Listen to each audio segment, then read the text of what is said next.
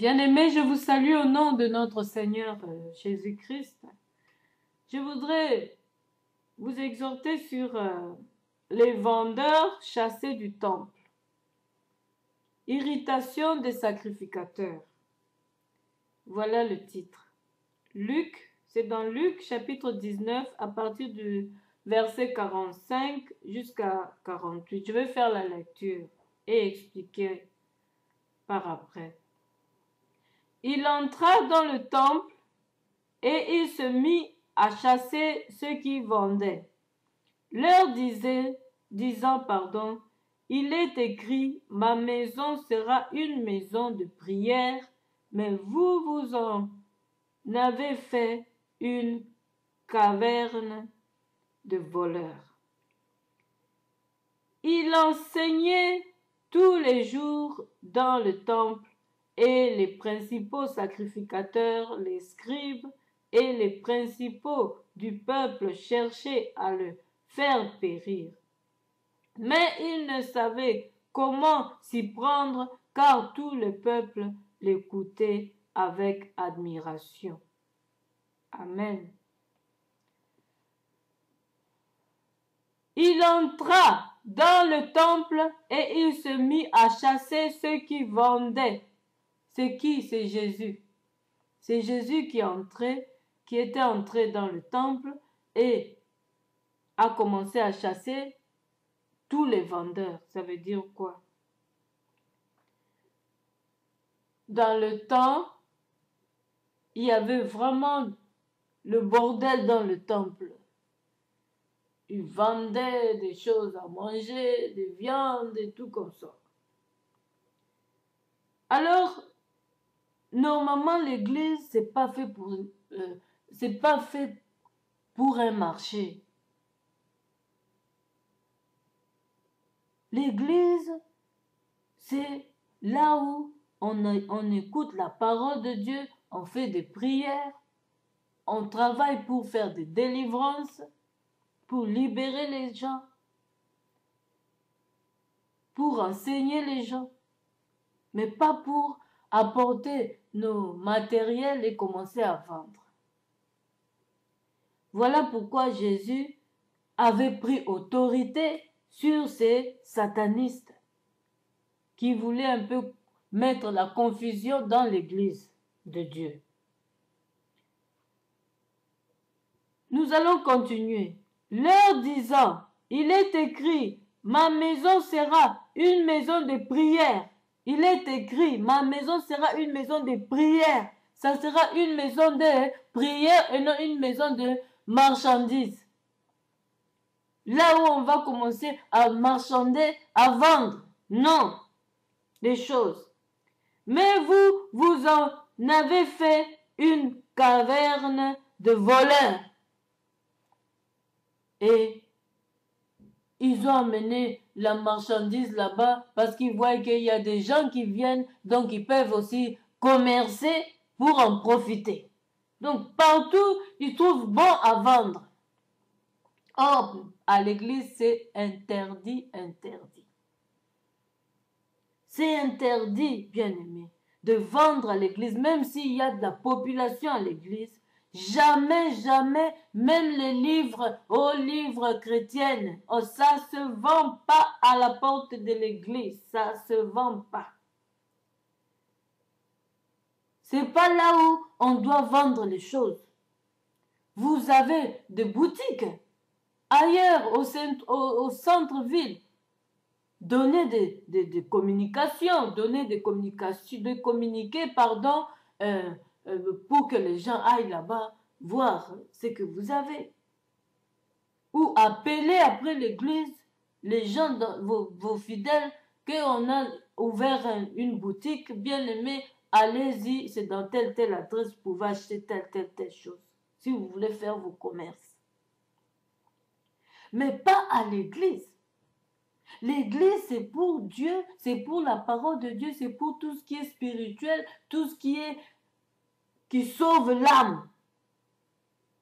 Tout ce qui regarde le spirituel et non le matériel. Voilà pourquoi Jésus avait pris autorité sur ces satanistes, voleurs,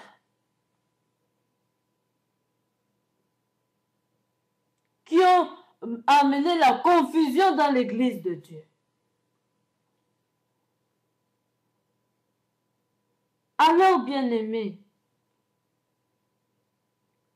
il enseignait tous les jours dans le temple et les principaux sacrificateurs, les scribes et les principaux du peuple cherchaient à le faire périr. C'est comme aujourd'hui, nos jours. Dans nos jours, les pasteurs qui prêchent en esprit et en vérité, ils sont toujours poursuivis. Ils sont haïs. Ils sont détestés. Et des fois, on les emprisonne pour les tuer. Parce qu'ils annoncent la vérité. Parce qu'ils sont contre le voleur, contre la fausseté. Alors, les gouvernements voleurs ne supportera jamais ce genre de pasteurs, ce genre de prophètes, serviteurs de Dieu. Ça a commencé même depuis même au temps de Jésus, on le lit ici. Donc ça ne changera pas. Mais ils ont leur salaire.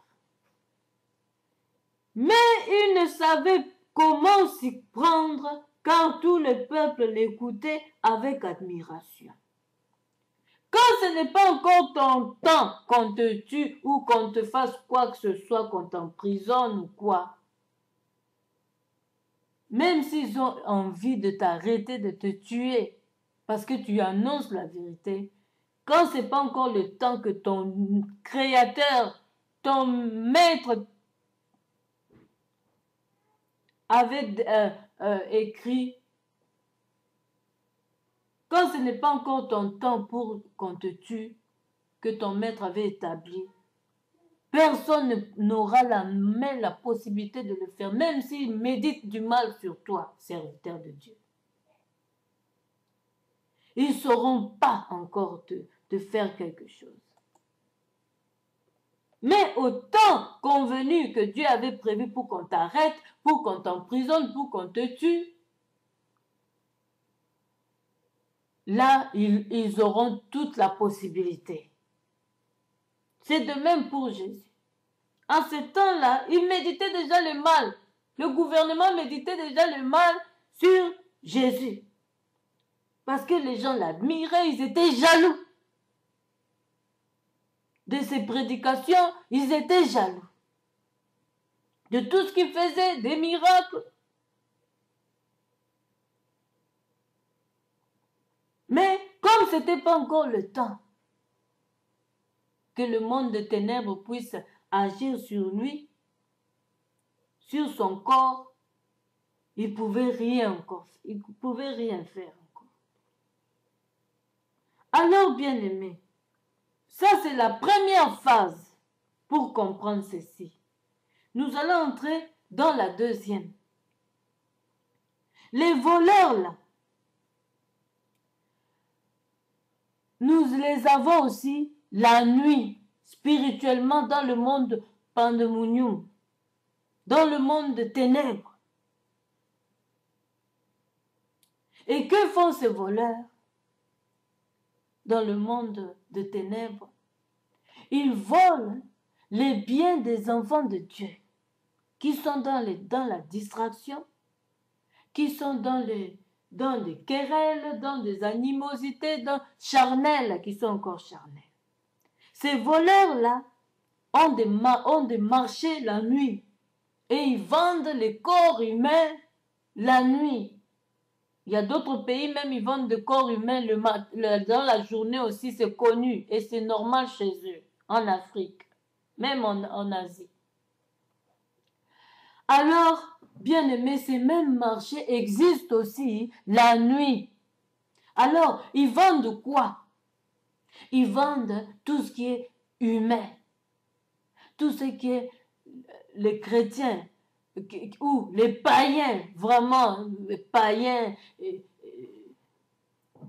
ils viennent, ils te prennent ta jambe la nuit spirituellement, ils vont vendre et puis ils te remplacent une jambe pourrie et le jour, tu souffres.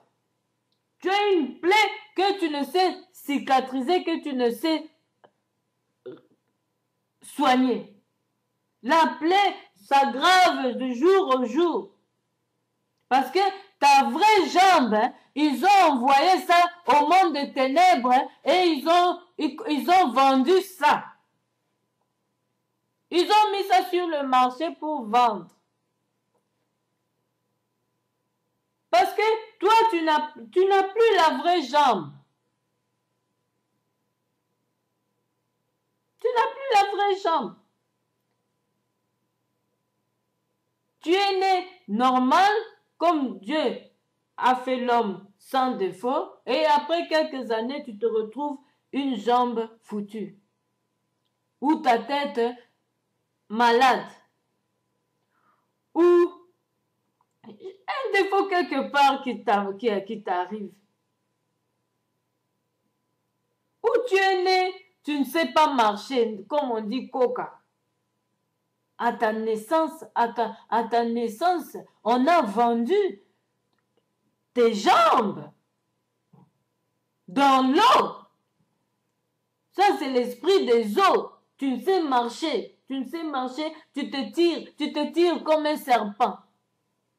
Ça, c'est l'esprit des eaux. Arrache ta marche, tes jambes dans l'eau. Au nom de Jésus-Christ. Ta jambe pourrie, arrache ta vraie jambe au marché satanique. Et refuse cette jambe qu'ils t'ont remplacée. C'est pas ta jambe, refuse celle-là. Au nom de Jésus.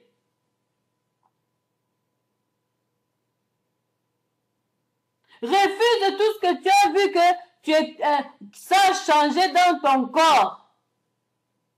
Sache que le monde des ténèbres a déjà remplacé ce qui est pourri, ce qui n'est pas de toi.